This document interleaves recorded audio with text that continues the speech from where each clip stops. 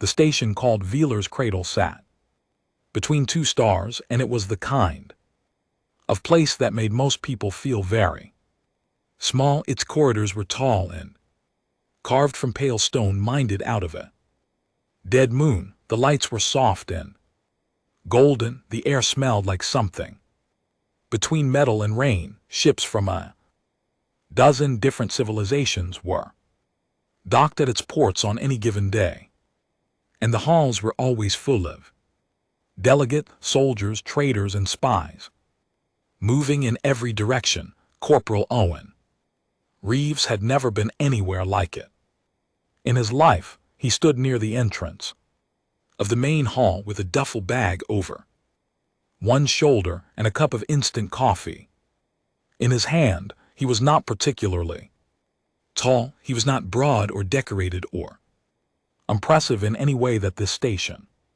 would have recognized. His uniform was clean, his brown hair was short, and his face was the kind of calm that some people mistook for boredom. He had a habit of looking at things a little longer than most people were comfortable with. He had been told this many times. He had never seen it as a problem. He had been told this morning that he was being assigned as a personal liaison to a Sorai princess. He had finished his coffee before asking any questions. His commanding officer had taken that as a good sign. The Sailor were one of the oldest civilizations in the known galaxy. They had been sailing between stars before humans had figured out how to sail the sea. Their empire covered dozens of star systems, and their entire culture was built on ceremony, rank, and tradition so deep and so old that breaking even a minor rule was treated like a direct personal insult. They wore armor to diplomatic events. Their speech was formal and layered, and they expected the same from anyone standing in the same room as them. Earth had been part of the Galactic Accord for 30 years. Most alien civilizations still considered humans a young species, loud, short-lived, and not entirely predictable. The Sailor held this opinion with great politeness, which somehow made it sit worse than if they had just said it plainly. Owen did not spend much time thinking about any of that. He was led into a wide reception chamber by a sailor attendant who walked with perfect posture and spoke in a voice that never shifted tone. The room was full of sailor in formal dress. Their armor was silver and deep blue, layered in a way that looked almost like folded wings from a distance. They stood in straight, precise lines. None of them looked directly at Owen, though most of them clearly noticed him standing there with his bag and his empty coffee cup. At the far end of the room, seated on a raised chair that was not quite a throne but was making a serious effort to be one, was Princess Kai's Vorlery. She was tall. All Celery were tall, with pale gray-blue skin and amber-colored eyes that caught the light like glass.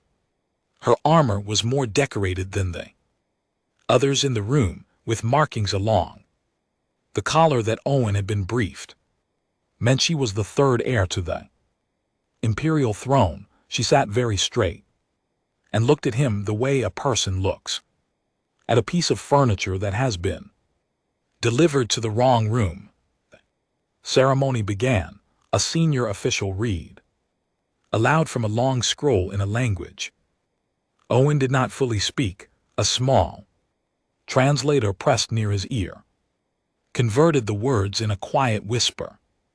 He learned that this rite was called the Veil Korra, the Oath of Proximity.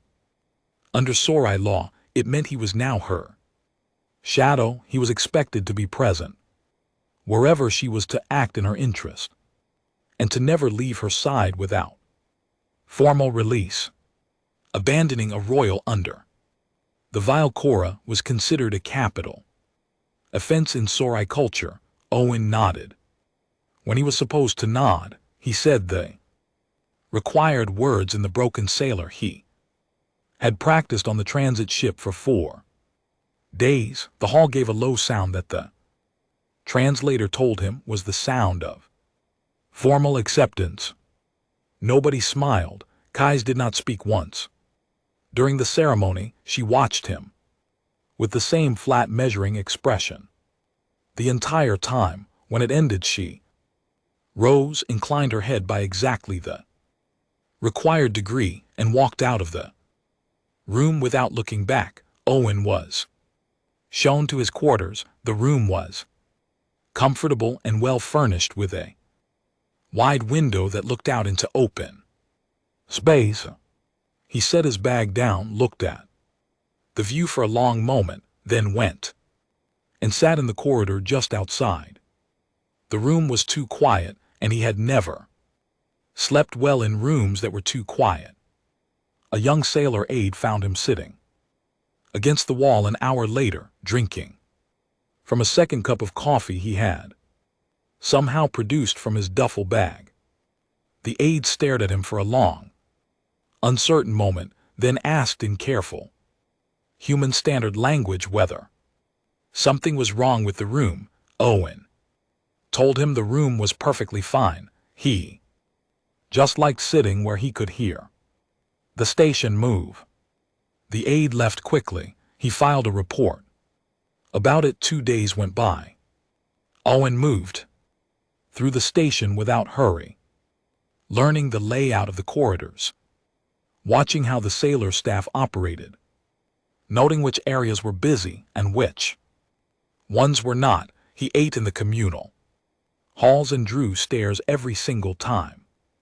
He was the only human on the station. He did not appear bothered by this in any way that anyone could detect. On the second night, Kais found him on the observation deck. She walked toward him with the posture of someone who had decided to do something uncomfortable and intended to get through it as fast as possible. She told him plainly that the Veil Cora was a political formality. She had no use for a human following her through the halls of a diplomatic station. He was free to move as he wished and occupy himself as humans apparently did.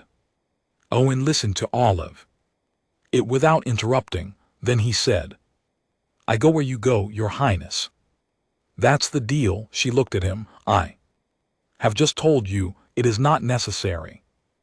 "I heard you," he said. She studied him for several seconds, searching his face for the angle he was working. There was no angle. He looked back at her with that steady, unhurried gaze and simply waited. She left without another word. 3 days after that, the intelligence reports started coming in. The Dravari collective, an empire that had been pressing against sailor borders for years, had positioned warships in places that no routine patrol could explain. The voices in the diplomatic halls dropped lower. People began walking faster without seeming to realize it. On the 4th morning, Kais appeared at Owen's door before the station's simulated dawn had even started. She told him to prepare to move. They were going to the front lines, she said. It the way people say things that are not open for discussion. Owen looked at her, then he looked at the half-finished cup of coffee on the table beside him. He picked it up, drained it, set the cup down and reached for his bag, then eyed. "Better pack light," he said. Kayla said nothing, but as she turned to walk away, something shifted briefly behind her. Amber eyes, too fast to name and too careful to show, then it was gone, and her face was formal and closed again. And she was walking down the corridor, with her armor catching the soft gold light of the station around her. The war front was nothing like the station. Veeler's cradle had been grand and still, and full of ceremony. the sailor fleet. Assembly point, deep in the Oran border. System was noise and heat, and the constant low vibration of engines that never fully stopped. Ships moved in every direction. Supply runs came and went in tight, fast cycles. Officers talked in short bursts over open channels. The air inside the flagship smelled like charged metal and burned fuel and something Owen could not name, that he suspected was the particular stress scent of a species preparing for war. Kais was a different person out here. On the station she had been stiff and ceremonial, every word measured, every gesture calculated for rank and impression.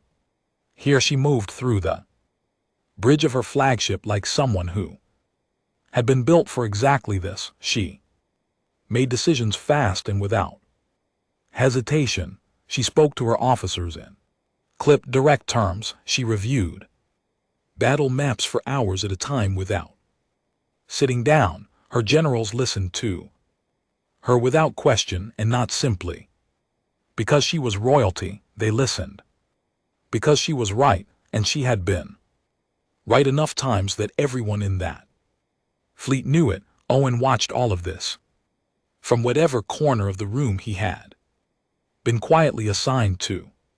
He had been given a modified sidearm, recalibrated for human hand size because sailor weapons were built longer, and been told politely but without much warmth by Kais's head general, a lean older officer named Commander Yale Voris, that his best contribution would be to stay out of the way and not touch anything.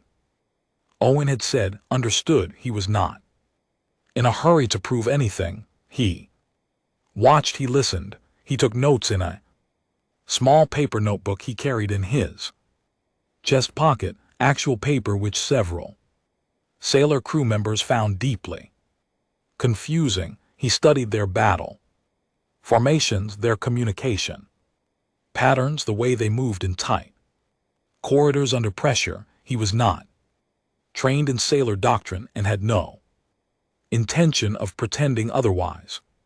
But he was very good at watching people work and understanding what they were actually doing versus what they thought they were doing. The first major engagement came 6 days after their arrival at the front. A Drahari fleet had broken through the outer sailor patrol line and was pushing hard toward the colony world of Selura, a planet of long crystalline plains and deep rock formations, home to over 2 million sailor civilians. The flagship's bridge became very loud, very fast. Orders moved in every direction. Battle formations shifted on the central display in real time. Owen was strapped into a crash harness on the rear wall of the bridge, which was where Voris had pointed when she told him to get out of the cruise path. He watched the engagement unfold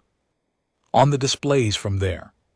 The Drahari ships coming in hard and fast, the sailor fleet responding in layered patterns. He was only beginning to understand. The flagship took 2 hits from long-range fire that shook the entire hall. Alarm sounded. Someone near the front of the bridge was shouting damage reports faster than the translator in Owen's ear could keep up. He felt his stomach turn once sharply, and then something in him went very calm and very focused. He pulled out his notebook and started writing.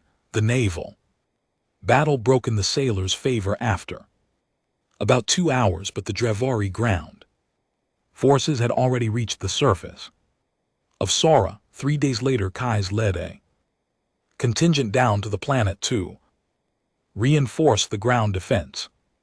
Voris gave him the same look she always gave him, and told him again to stay close to the rear formation. He did for about 40 minutes. The rear formation was moving through a long crystal ravine when the Ambush hit.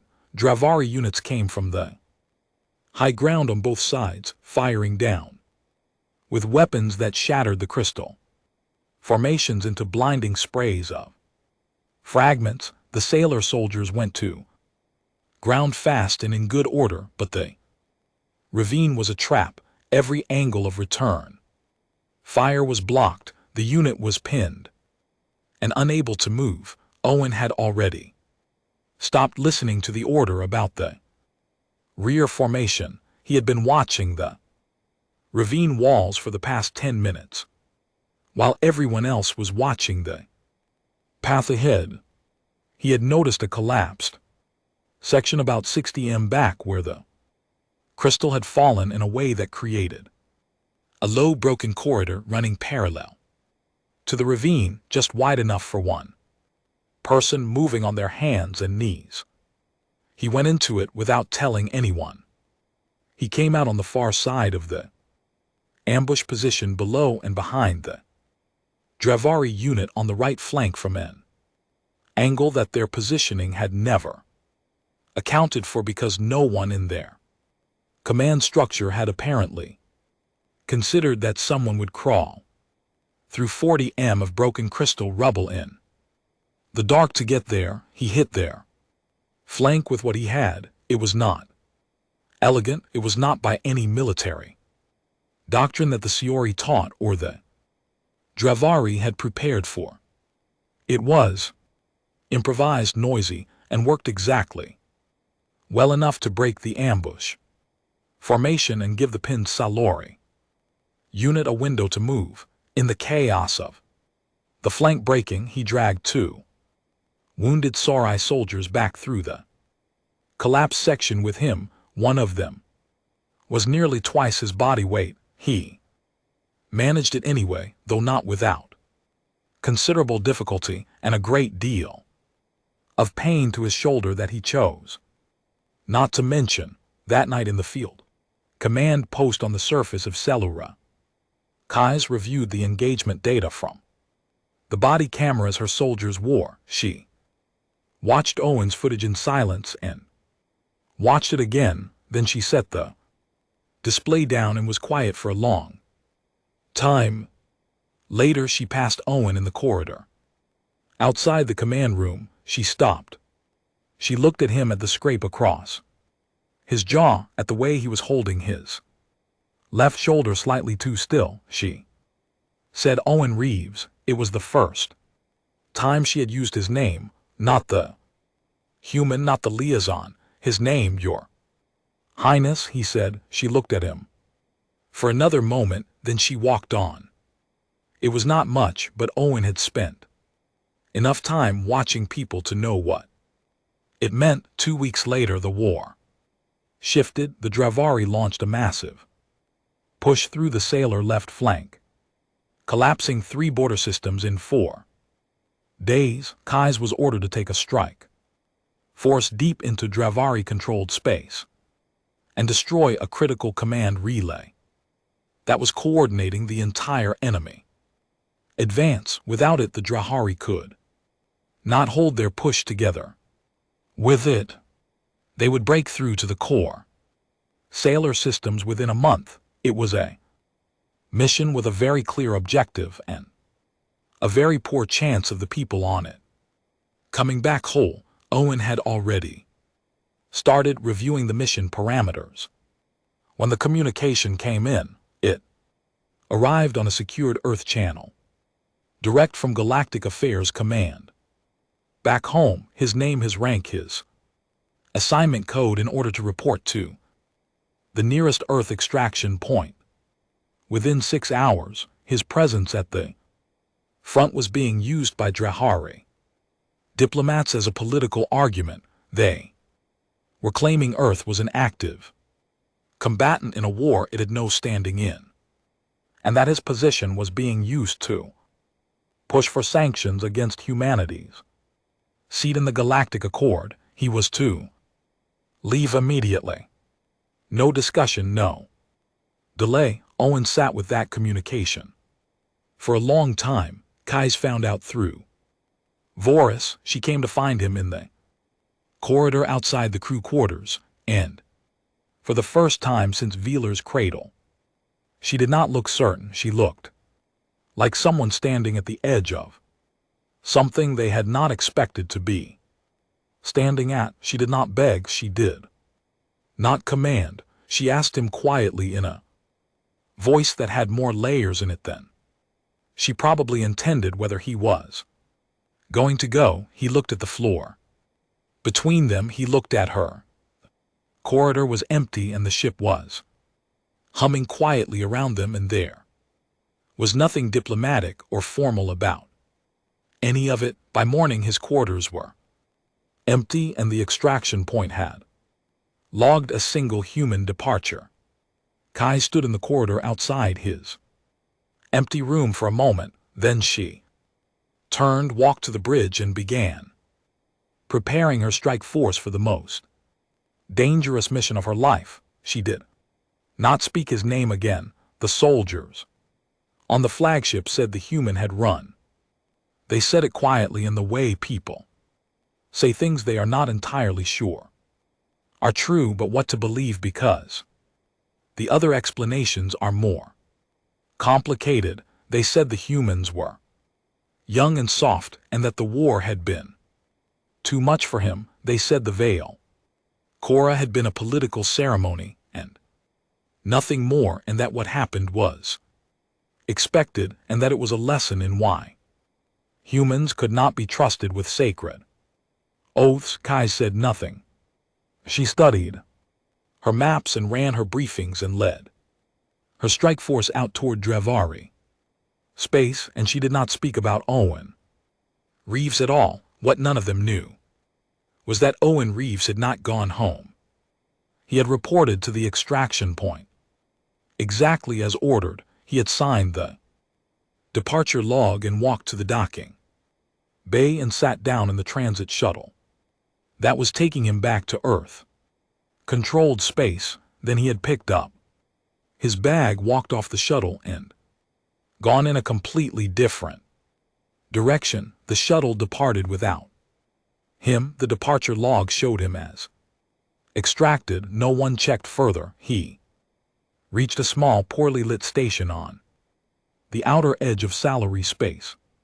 2 days later, a place called Port Ivan that existed mostly to serve traders who preferred not to have their cargo inspected. He paid for a room in a section of the station where nobody asked names, and he sat down and made a call. The call reached a secured channel that officially did not exist. The voice that answered belonged to Colonel Nate Briggs, a lean, gay-haired Earth intelligence officer who ran operations so deep off the record that most people at Galactic Affairs Command would have claimed not to know his name. He was based out of a black site facility on a station near the border, the kind of facility that did not appear on any public map.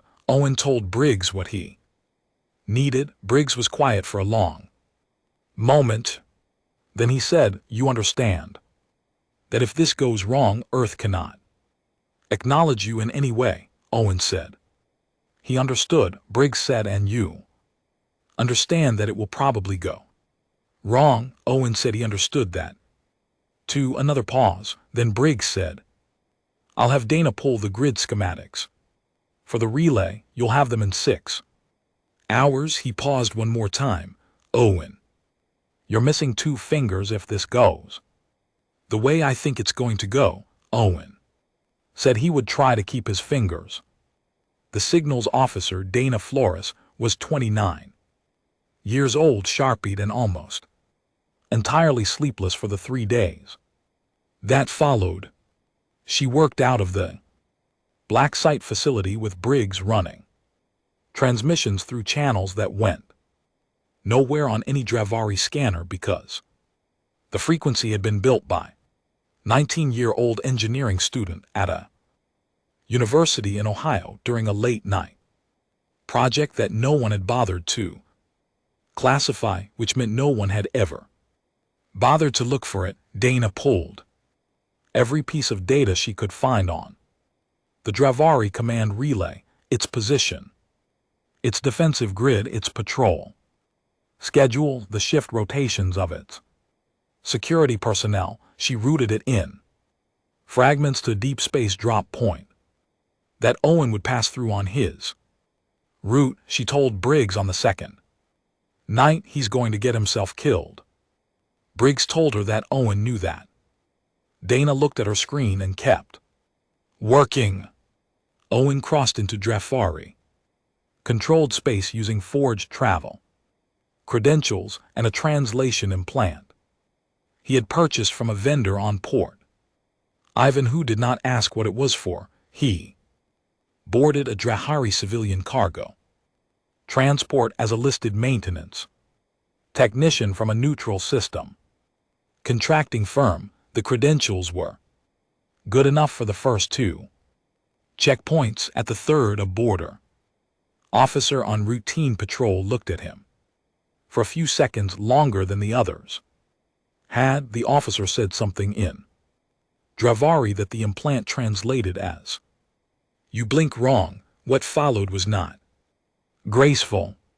Owen got clear of the officer and the checkpoint using a combination of the station's ventilation layout, which he had memorized from Dana, schematics and several techniques that his old combat instructor would have described as unacceptable and his mother would have described as universalized. He lost 2 fingers on his left hand, too. A closing pressure door he did not clear quite fast enough. He wrapped the hand with material from his jacket, took a breath and kept moving. He spent 4 days aboard the cargo transport, working the maintenance rounds he was listed for, and spending his rest hours in a narrow utility corridor, feeding observations back through the buried subspace channel in small compressed packets.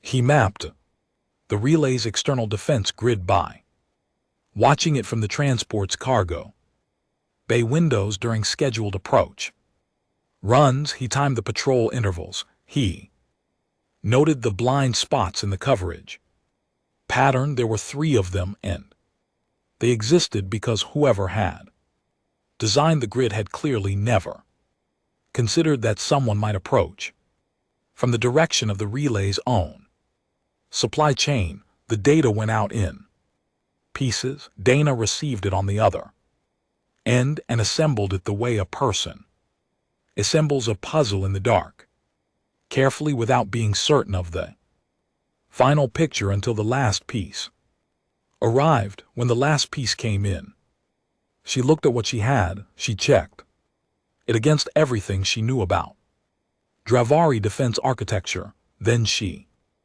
built a targeting package out of it, clean, precise, and confident in a way that military intelligence almost never was. She tagged it with the simplest source marker she could use without pointing directly at Owen's operation. She routed it through 4 separate dead drop channels across neutral space, and the last leg of the route landed it on the desk of Commander Yale Voris. Voris was at the Sailor Forward Base 3 days out from the relay strike. She looked at the package. She looked at the source tag, origin unknown, confidence level absolute. She pulled the packet's base metadata and ran a scan on the encryption signature buried underneath it. The scan came back with a result she read twice before she believed it. Human encryption, old military issue, the kind of encoding standard that Earth's forces have been using since before humans had ever heard of the Sailor. She took the package to Kai's without a word of introduction. Kai's read it. She looked at the targeting coordinates. She looked at the patrol window. That data identified a gap in the relay's coverage that would exist for exactly 11 minutes during the next rotation cycle, long enough for a vast strike force to slip through without triggering the outer Grid, she looked at the metadata. She looked at the human encryption. Signature, she looked at it again and then again after that, and her face was completely still in the way faces go. Still when the thing happening behind them is very large and moving very fast. She said nothing. She folded the data card and kept it, and she went to bed that night and did not sleep, and in the morning she briefed her strike force on the updated approach vector and told them they would move on the next cycle. Rotation, nobody asked where the coordinates had come from, they were too good to question. The strike was clean. Kai's force slipped through the 11-minute gap in the relays cover it. Grid exactly as the targeting data had described. The outer defense net did not respond. The patrol ships did not move. The strike force reached the relay in perfect positioning and hit it from 3 angles simultaneously. The structure failed completely within 4 minutes, and the Sarai force was already withdrawing before the Dravari response units had finished scrambling. The Dravari advance collapsed within a week. Without the relay coordinating their push, the fleet movements fell out of sync. Supply lines broke. 3 of their forward positions fell back in quick succession. The sailor fleet hit each gap hard and fast, and the war that had looked like it might run for 2 more years was over in less than a month. Terms were negotiated at a neutral station, and the Sarai Empire received favorable conditions on every major point because they were the ones doing the negotiating from a position of strength. The celebrations were loud and long. Sailor victory ceremonies were elaborate by any standard, and this one was more elaborate than most. The entire empire was making noise. Kai's attended none of it. She submitted her final campaign reports. She briefed her officers on the transition to peacetime operations. She authorized the fleet's return rotation. She did all the required things in the right order and at the right time, and then she sent a communication through formal sailor diplomatic channels to Earth's Galactic Affairs Command. The communication was short. It requested the immediate presence of Corporal Owen Reeves at Veeler's Cradle. It was phrased as a request, but it was written in the Register of Sailory formal address that, in practice, meant the same thing as a summons. Earth's Galactic Affairs Command scrambled. Owen was officially listed as returned from deployment and currently on medical leave. He was located at a small recovery facility on a station near Kepler 22b.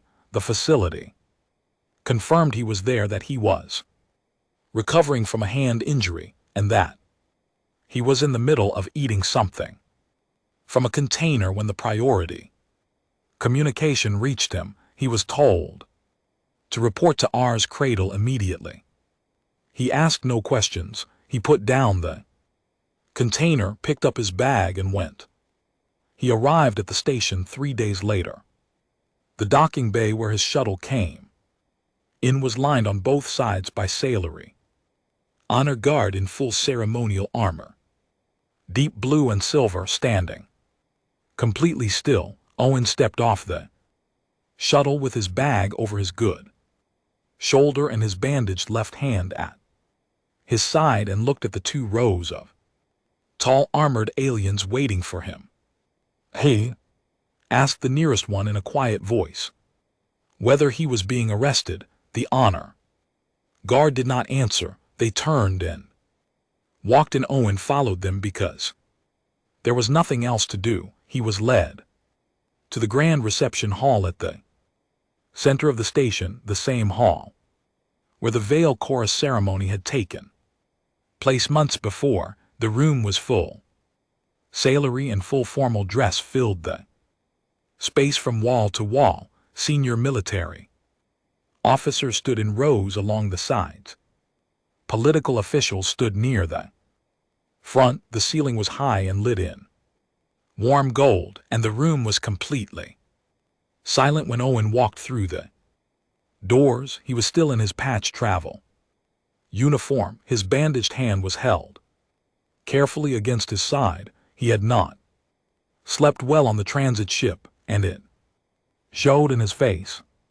Every person in the room was dressed in their finest, and he walked among them looking exactly like himself, which was to say not like any of it. At the far end of the hall on the raised dais where a seat had been set for formal proceedings stood Kais. She was in full imperial armor. Every marking of her rank was displayed. She looked like the third heir to an ancient and powerful empire, which she was, and she stood perfectly still and watched him cross the room toward her. Then she did something that was not part of any sailor ceremony. She stepped down from the dais. A sound moved through the hall, not quite a gasp, but something close to it. This was not how it was done. A royal did not descend toward a lesser. A royal waited and received.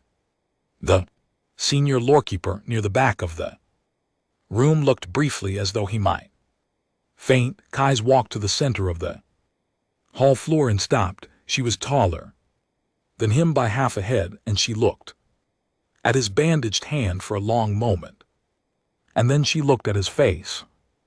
Hall was so quiet that the distant hum of the station's engines was the only sound. She had planned what to say. She had composed it carefully over the weeks since the relay strike. Formal phrasing, the correct register, the right words. For a public proceeding, she had reviewed it several times. It had been the right kind of words. She did not say any of them. What came out was quieter, less composed, the kind of thing that gets past careful people when the moment is more real than they had prepared for. Did you forsake me, human? It was not only an accusation. It had too many other things in it, relief and anger and something that had been sitting in her chest for a long time and had not had anywhere to go. The hall heard all of it, whether she intended that or not. Owen looked at her for a long moment. He did not rush the moment. He did not try to fill it with explanation or apology or anything diplomatic. He just stood there and looked at her, that steady, unhurried look of his, and then he reached into the front pocket of his patched jacket. He pulled out a small data chip. He held it out and placed it in her hand. She looked down at it. It was a standard format chip worn at the edges, the kind used for intelligence operations. She looked back up at him.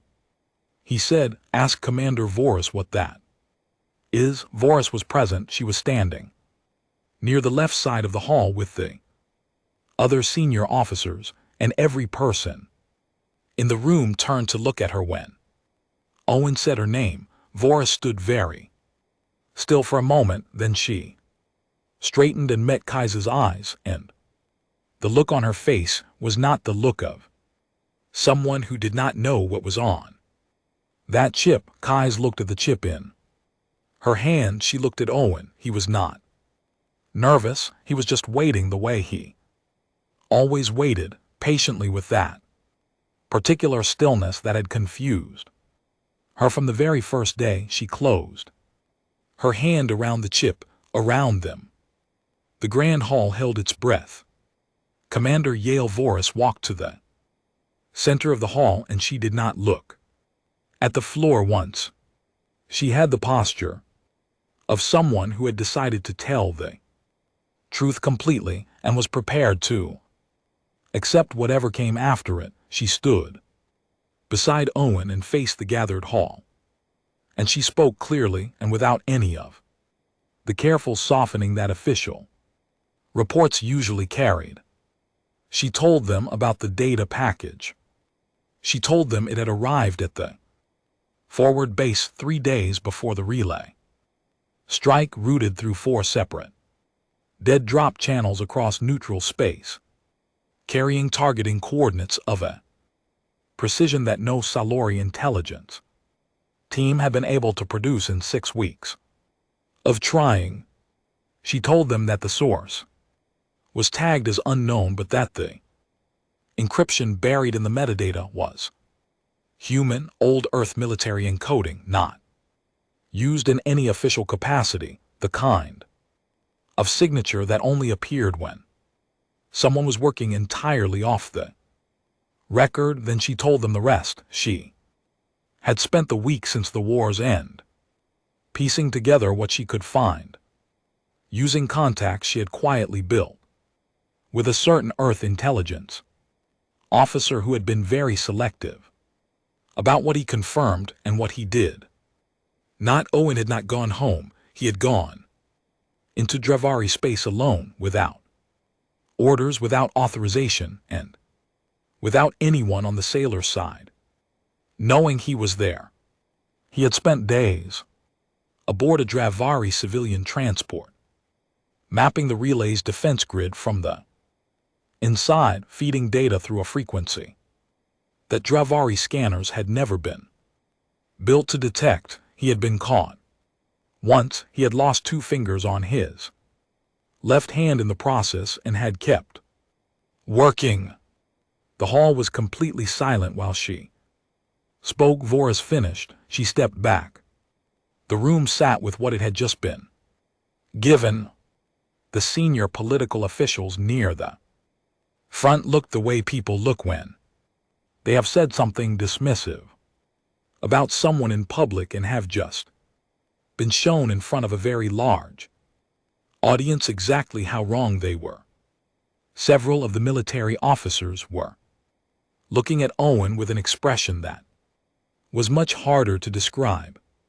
Something between professional respect and the particular unsettled feeling of watching someone do something that should not have worked but did. Kais read the chip.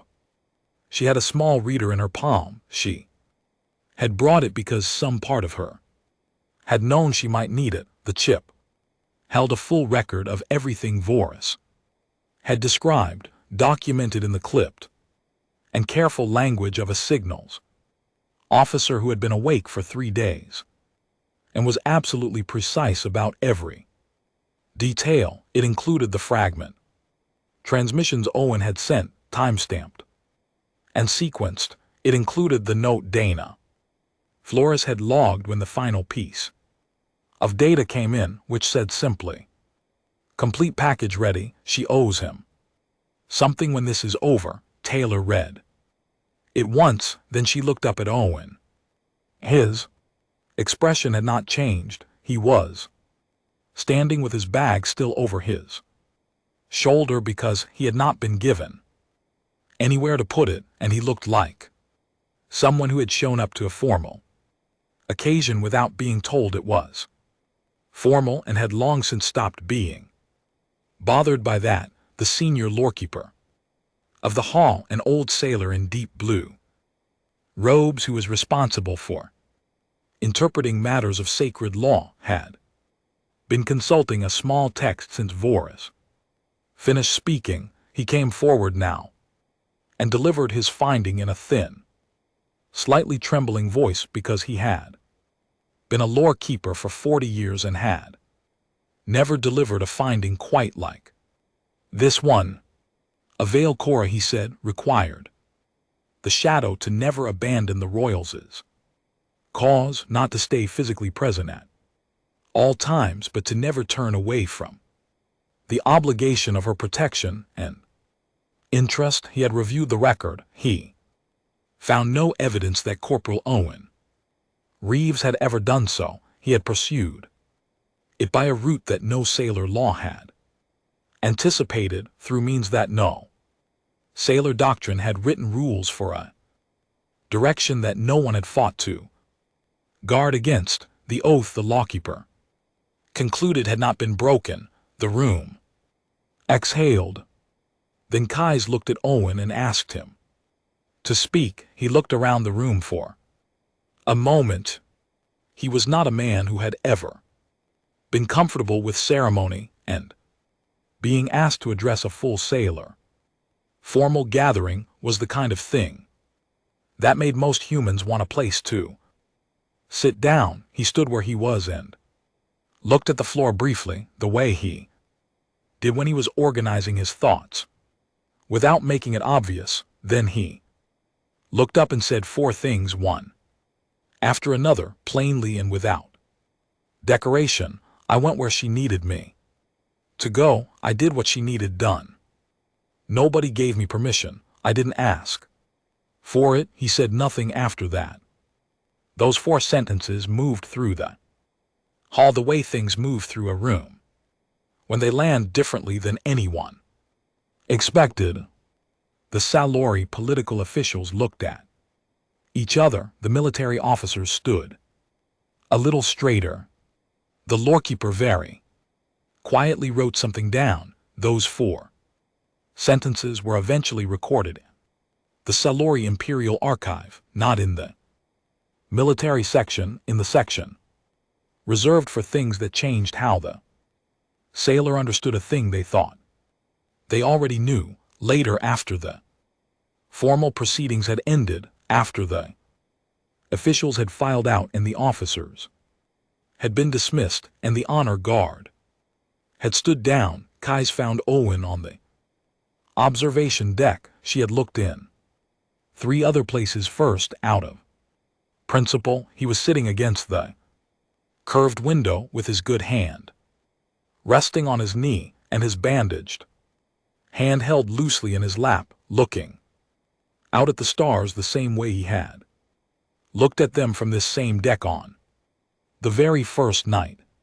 She crossed the deck and sat beside him, and neither of them spoke for a long time. Then she asked him, "What would you have done if the data had not reached us in time?" He thought about it. "Gone in myself, I guess." She looked at his profile. "That would have been suicide, probably," he said. Another silence, longer than the first. "You are a very strange creature, Owen Reeves," she said. Her voice was quiet, and whatever formality it usually carried had been set aside entirely. He almost smiled. "Yeah, we get that a lot." After a while she said, "When the Salori first looked at your species, we thought your short lives made you reckless, that you moved quickly because you did not understand the weight of things." She paused. "We were wrong." Owen did not answer